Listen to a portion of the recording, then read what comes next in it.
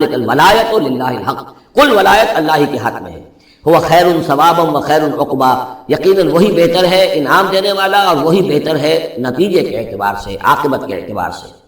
وَاضْرِبْ لَهُم مَثَلَ الْحَيَاةِ الدُّنْيَا، اور ان کے لیے ذرا بیان کیجئے ایک مثال دنیا کی زندگی کے لیے، کَمَاءٍ أَنزَلْنَاهُ مِنَ السَّمَاءِ، جیسے پانی کہ ہم نے اتارا آسمان سے، فَاخْتَلَطَ بِهِ نَبَاتُ الْأَرْضِ، اس کے ساتھ رل مل کر زمین کا جو سبزہ ہے وہ نکل آیا، فَأَصْبَحَ حَشِيمًا تَذْرُوهُ الرِّيَاحُ۔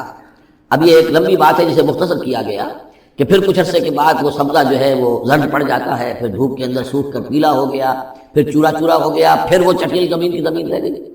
تو زندگی کا یہ سمجھیے کہ جیسے فصل لے لیجئے، کھیت کے اندر آپ نے بیج ڈالے ہیں، ہل چلایا ہے، پانی دیا ہے، اب فصل ہے، لہرا رہی ہے، ہریاول ہے، بڑا دل خوشکن منظر ہے۔ کچھ دنوں کے بعد اسی فصل کے اوپر جو زردی آ جاتی ہے، پھر وہ پک گئی ہے، اس کے بعد وہ کٹ جاتی ہے، کٹنے کے بعد پھر وہی منظر وہی ہے، وہی ویران منظر ہے، اور کہیں کہیں جو ہے وہ جو بھی توڑی کے تن کے کچھ پڑے ہوئے ہیں، اللہ اللہ خیر صلی اللہ۔ یہ جو سائیکل ہے، یہ پلانٹ لائف کی سائیکل ہے، 3 مہینے کی ہے، 4 کی ہے، 6 کی ہے، 7 کی ہے، یہی ہے۔ لیکن یہی سائیکل ایک بڑے پیمانے پر انسانی زندگی کی ہے۔ ایک بچہ پیدا ہوا، اس وقت جو ہے بڑی خوشیاں منائی گئیں، پھر وہ بڑا جوان ہوا، قوی ہوا، طاقت والا ہوا، پھر اس کے اوپر ادھیڑ ابھر آ گئی، بال میں سفیدی آ گئی، چہرے پر جو ہے وہ جھریاں پڑنی شروع ہوئیں، اس کے بعد پھر اس پر موت وارد ہوئی، پھر اسے قبر میں اتار دیا گیا، وہ مٹی سے تھا اور مٹی میں جا کر مل گیا۔ ایک ہی سپین ایک چل رہا ہے، سائیکل چل رہا ہے۔ یہ انسانی زندگی کا سائیکل ہے، اور یہ جو نباتاتی زندگی کا سائیکل ہے، فرق اس میں کچھ نہیں ہے۔ اوپر سے پانی آیا اور زمین کا سبزہ نکل آیا، اوپر سے روح آئی ہے اور ہمارے یہ اجساد اس زمین سے نکلے ہوئے ہیں، ان دونوں نے مل کر ہمیں اس حیات دنیاوی کی ایک شکل دے دی ہے۔ روح اوپر سے آئی ہے، زمینی شے نہیں ہے، بولے روح من امر ربی، اور یہ کہ زمینی طور پر جو بھی کچھ ہے، جو نظام ہے یہاں کا، اس میں یہ ہمارا جسم بنتا ہے اپنے ماؤں کے پیٹوں میں، اور پھر یہ روح کے ساتھ مل کر اس دنیا کی زندگی کے اندر ایک جو ہے ایک وقفہ امتحان جو ہے اس کو بسر کر رہا ہے۔ وَاضْرِبْ لَهُم مَثَلَ الْحَيَاةِ الدُّنْيَا، ان کے لیے دنیا کی زندگی کی مثال بھی بیان کیجئے، کَمَاءٍ أَنزَلْنَاهُ مِنَ السَّمَاءِ، جیسے کہ پانی جو ہم نے اتارا آسمان سے، فَاخْتَلَطَ بِهِ نَبَاتُ الْأَرْضِ، تو پھر اس کے ساتھ سبزہ جو ہے زمین کا رل مل کر نکل آیا، فَأَصْبَحَ حَشِيمًا، پھر وہ ہو گیا چورا چورا، تَذْرُوهُ الرِّيَاحُ، کہ جنہیں ہوائیں لیے اڑتی ہیں، اڑتی پھر رہی ہیں۔ وَكَانَ اللَّهُ عَلَىٰ كُلِّ شَيْءٍ مُقْتَدِرًا، اور یہ اللہ تعالیٰ جو ہے ہر شے پر قادر ہے، اس کے لیے جیسے یہ سائیکل چل رہا ہے تمہارا نباتاتی، ایسے ہی حیواناتی ہے، ایسا ہی تمہارا انسانی زندگی کا ہے۔ المال والبنون زینت الحیات الدنیا، یہ زینت کا لفظ تیسری مرتبہ صورت میں آیا ہے، اور یہ اس کا عمود ہے، میں بتا چکا ہوں آپ کو۔ انا جعلنا ما علی الارض زینۃ لہا لنبلوہم ایہم احسن عملا، پھر آیا ترید زینت الحیات الدنیا۔ نبی دیکھیے کہیں لوگوں کو گمان نہ ہو کہ محمد بھی دنیا کی زندگی کی زیبائش اور آرائش ہی پر رجھے ہوئے ہیں، معاذ اللہ صلی اللہ علیہ وسلم۔ اب یہاں فرمایا یہ دنیا کی زندگی جو تمہاری ہے، اس میں اولاد اور مال یہ تمہارے لیے زیبائش ہے، آرائش ہے، لیکن کتنی دیر کی؟ صرف اس زندگی کا معاملہ ہے، اسی کے لیے یہ ساز و سامان ہے جو برت لوگے۔ یہ رشتے جو ہیں یہ بھی یہیں کے لیے ہیں، آخر میں تو ظاہر بات ہے کہ پھر جو ہے تمہیں اکیلے جا کر پیش ہونا اللہ کی عدالت میں، نہ کوئی باپ تمہارا ساتھ دے گا، نہ کوئی بیوی ساتھ دے گی، نہ کوئی بیٹا ساتھ دے گا۔ کلہم آتی ہے یوم القیامت فردا، اگلی سورہ جو ہے سورہ مریم، اس کے اندر یہ بات آ رہی ہے، اکیلے اکیلے جو ہے پھر وہ اپنا پورا محاسبہ جو ہے اس کو فیس کرنا ہے۔ المال والبنون زینت الحیات الدنیا، مال اور بیٹے یہ دنیا کی زندگی کی رونق ہے۔ والباقیات الصالحات، باقی رہنے والی تو نیکیاں ہیں۔ نیکی کوئی کمائی ہے اس 30 سال میں، 40 سال میں، 50 سال میں، تو ان کے لیے بقا ہے، مال کے لیے کوئی بقا نہیں ہے۔ الباقیات الصالحات خیر عند ربک ثوابا و خیر عملا، وہ یقیناً بہتر ہے تیرے رب کے نزدیک ثواب کے اعتبار سے، بدلے کے اعتبار سے بھی، اور توقع اور امید کے اعتبار سے۔ امید اگر کوئی لگانی ہے تو یہ مال اسباب سے نہ لگاؤ، امید اگر لگانی ہے تو اولاد سے نہ لگاؤ، امید لگانی ہے تو کوئی نیکی اگر ہے اور آخرت میں اس کا اجر و ثواب کی توقع ہے تو تمہارے لیے سہارا جو ہے اصل بننا چاہیے وہ۔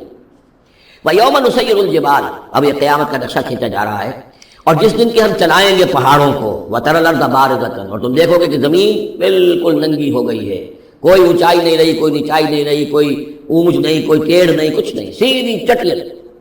پہاڑ چل جائیں گے تو آئی بات ہے کہ یہ اونچائیاں ختم ہو جائیں گی۔ وَحَشَرْنَاهُمْ، اور ہم ان سب کو جمع کریں گے، وَلَمْ نُغَادِرْ مِنْهُمْ أَحَدًا، اور ان میں سے ایک کو نہیں چھوڑیں گے، کوئی بھی نسل انسانی کا جو حضرت آدم سے لے کر اور قیامت کے آخری ساعت تک جو لوگ بھی پیدا ہوں گے سب کے سب موجود ہوں گے۔ وَعُرِضُوا عَلَىٰ رَبِّكَ صَفًّا، وہ پیش کیے جائیں گے اپنے رب کے سامنے صفیں باندھے ہوئے۔ لَقَدْ جِئْتُمُونَا كَمَا خَلَقْنَاكُمْ أَوَّلَ مَرَّةٍ، یہ پہلے بھی مضمون آ چکا ہے۔ آ گئے ہونا ہمارے پاس جیسے کہ ہم نے پیدا کیا تھا پہلی مرتبہ. پہلی مرتبہ کب؟ عالم ارواح. وہ اکٹھے تھے سب کے سب. بعد میں جو دنیا میں پیدائش ہماری ہوئی ہے یہ تخلیق ہے دوسری مرتبہ. یہ زمینی تخلیق کے ساتھ روح کو جوڑ کر جو ہے یہ ہمارا در حقیقت یہ تخلیق ثانی ہے. تخلیق اول جو ہے وہ تو ہماری ارواح کی شکل میں ہوئی، اور وہی شکل میں تھی کہ آدم سے لے کر اگر کل دنیا کی زندگی 15,000 برس ہو، فرض کیجئے آدم کے بعد سے لے کر قیامت تک، تو 15,000 برس تک جتنے انسان نسل آدم میں پیدا ہوئے بیک وقت وہ موجود تھے اس وقت بھی، اور بیک وقت موجود ہوں گے قیامت کے میدان میں بھی. لقد جئتمونا، آ گئے ہو ہمارے پاس، کما خلقناکم اول مرہ، جیسے کہ ہم نے پیدا کیا تھا تمہیں پہلی بار. بل زعمتم ان لن نجعل لکم موعدا، اس وقت ہم نے تم سے ایک قول و قرار دیا تھا الست بربکم قالوا بلا، لیکن اس دنیا کی زندگی میں تمہیں یہ گمان ہو گیا تھا تمہارے لیے ہم کوئی وقت وعدے کا وقت مقرر نہیں کریں گے، یعنی ملاقات نہیں ہوگی. تم بھول گئے تھے اس ملاقات کو، جی چرا رہے تھے ہم سے ملنے سے. الذین لا یرجون لقاءنا، جو ہم سے ملاقات کے امیدوار ہی نہیں ہے، اس خیال ہی کو ذہنوں سے دور رکھتے تھے کہ کبھی اللہ کے حضور میں حاضری ہے. ووضع الکتاب، اور اعمال نامہ لا کر رکھ دیا جائے گا. وضع، اب وہ اعمال نامہ کیا ہوگا؟ کون سا جوائنٹ قسم کا کوئی کمپیوٹر ہوگا؟ ہر فرد نوع بشر آدم کی ہر نسل کا اس میں پورا کارنامہ زندگی محفوظ ہوگا. آپ کو معلوم ہے جیسے کمپیوٹر کے اوپر ایک بٹن دبتا ہے اور وہ سب آ گیا، اور ایک بٹن دبے گا اس کا پورا جو چھپ کر بھی آ گیا. ایک فرد کی پوری زندگی کا ریکارڈ موجود ہے. جیسا کہ میں نے کئی بار عرض کیا، ان چیزوں کا ماننا اب جتنا آسان ہو گیا ہے، آج سے 100 برس پہلے ماننا اتنا آسان نہیں تھا. کس قدر گہرے ایمان بالغیب کی ضرورت تھی. آج تو یہ چیزیں ہمارے حساب کتاب میں آ رہی ہیں. چھوٹے چھوٹے سے بٹن کی طرح کا تو ٹیپ ریکارڈر ہوتا ہے کہ آپ سے ملنے کے لیے کوئی آیا ہے آپ کو پتہ ہی نہیں، اور اس کا جو بٹن ہے جو کوڈ کا آپ بٹن سمجھ لیں وہ ٹیپ ریکارڈر ہے، وہ آپ کے ساتھ جو گفتگو ہو رہی ریکارڈ ہو رہی ہے آپ کو پتہ ہی نہیں. تو صورت حال یہ ہو چکی ہے.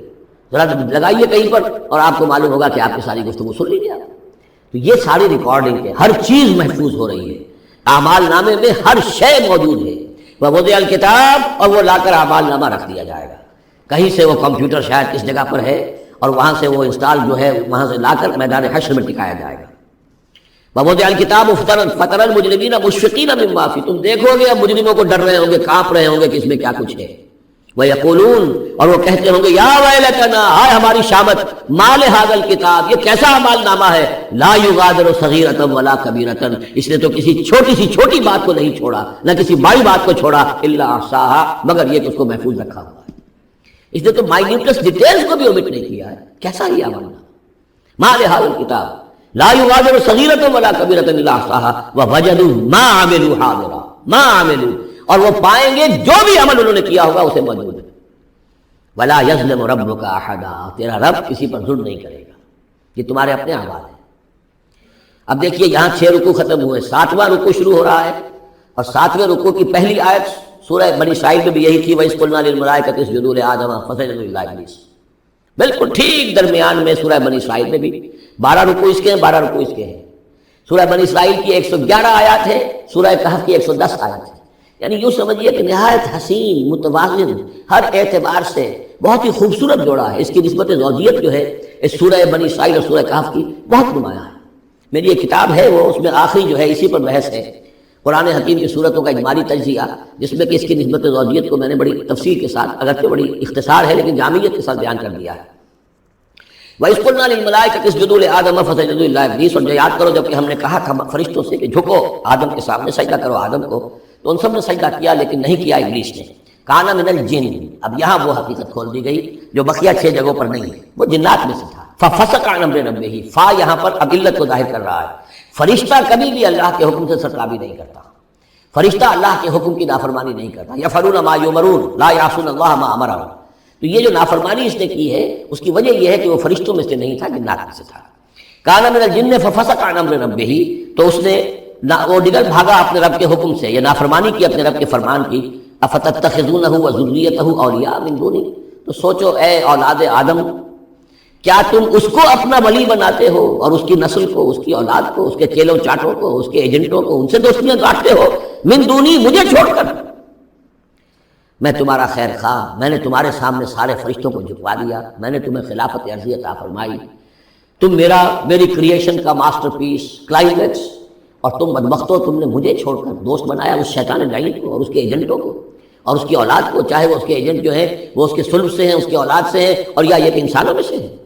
افتتخذونہ وذریتہ اولیاء من دونی، کیا تم اسے اور اس کے اولیاء اور اس کی نسل کے لوگوں کو، اس کی اولاد کو ولی بنا رہے ہو مجھے چھوڑ کر، وہم لکم عدو، جبکہ فی الواقع وہ تمہارے دشمن ہیں۔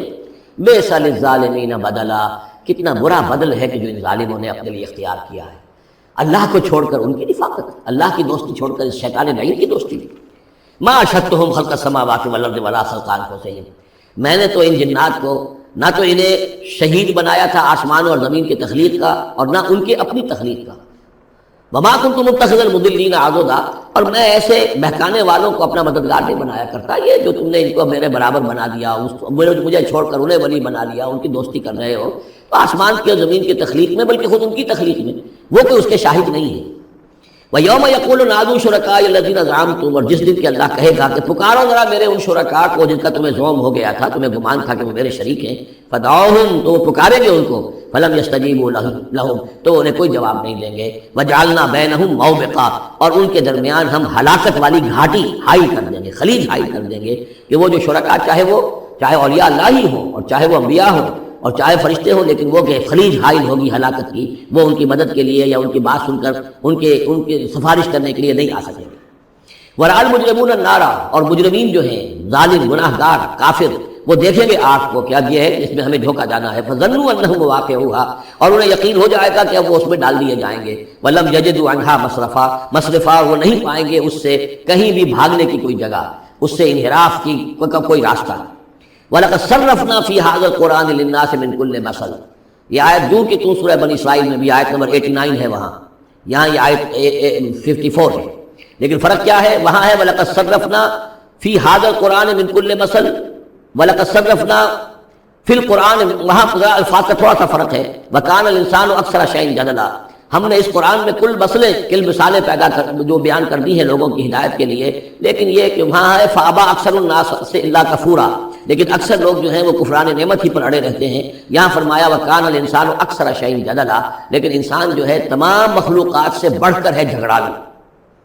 وَمَا مَنَعَ النَّاسَ أَن يُؤْمِنُوا، یہ الفاظ بھی جو کہ تو سورہ بنی اسرائیل میں بھی آئے تھے، وَمَا مَنَعَ النَّاسَ أَن يُؤْمِنُوا آیت نمبر 94 ہے یہ وہاں، وَمَا مَنَعَ النَّاسَ أَن يُؤْمِنُوا إِذْ جَاءَهُمُ الْهُدَىٰ وَيَسْتَغْفِرُوا رَبَّهُمْ، اور نہیں روکا لوگوں نے کو ایمان لانے سے جبکہ ان کے پاس ہدایت آ گئی کہ وہ استغفار کرتے اپنے رب سے، إِلَّا أَن تَأْتِيَهُمْ سُنَّةُ الْأَوَّلِينَ، وہاں آیا ہے إِلَّا أَن قَالُوا أَبْعَثَ اللَّهُ بَشَرًا رَسُولًا، کہ ان کو ایمان سے روکنے والی ان کا یہ خیال تھا کہ کیا اللہ تعالیٰ نے انسان کو رسول بنا کر بھیجا ہے۔